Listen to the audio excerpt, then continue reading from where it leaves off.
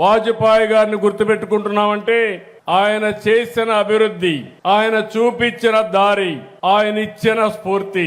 అలాంటి పీపీపీ ద్వారా సంపద సృష్టిస్తే ఇప్పుడు నాయకులు కొంతమంది మాట్లాడుతున్నారు, ఏమీ తెలియని నాయకులు మాట్లాడుతున్నారు.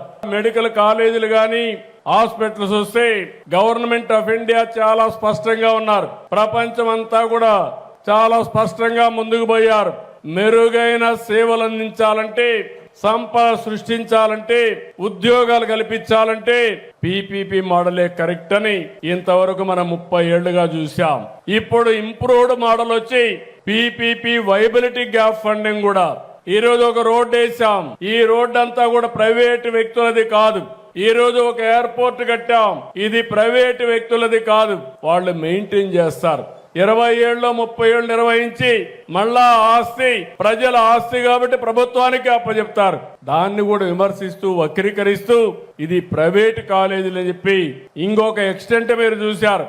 ఒకప్పుడు నాయకులు ఎంతో గౌరవంగా ఉండేవాళ్ళు. మళ్ళా నేను అధికారానికి వస్తే మీరు కాలేజీలు పెడితే నేను జైల్లో పెడతాననే పరిస్థితికి వచ్చారంటే, అంటే అభివృద్ధి చేసే వాళ్ళని జైల్లో పెట్టే వాళ్ళని ప్రజలు ఏ విధంగా ఆలోచించుకోవాల్సిన అవసరం ఉంది.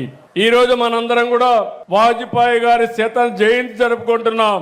ఇలాంటి శత జయంతి జరుపుకొని రాబోయే 2047కి భారతదేశం ప్రపంచంలో నెంబర్ 1 గా ఉంటే ఆంధ్రప్రదేశ్ దానికి ట్రెండ్ సెటర్ గా ఉండాలని ఆలోచించుకుంటే, ఇలాంటి రాజకీయ నాయకులతో నేను రాజకీయం చేయాలంటే ఆ రోజు వాజ్పేయి గారితో రాజకీయం చేస్తే ఈ రోజు ఇలాంటి చిల్లర రాజకీయాల్లో నేను భాగస్వాములు కావాలనుకున్నప్పుడు ఒకసారి బాధేస్తుంది.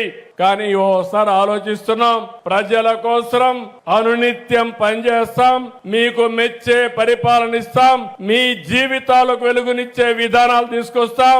ఎంతమంది ఎన్ని చెప్పినా, ఎన్ని అడ్డంకులు సృష్టించినా ఈ యాత్ర ఆగదని చెప్పి నేను మీకు తెలియజేస్తున్నా.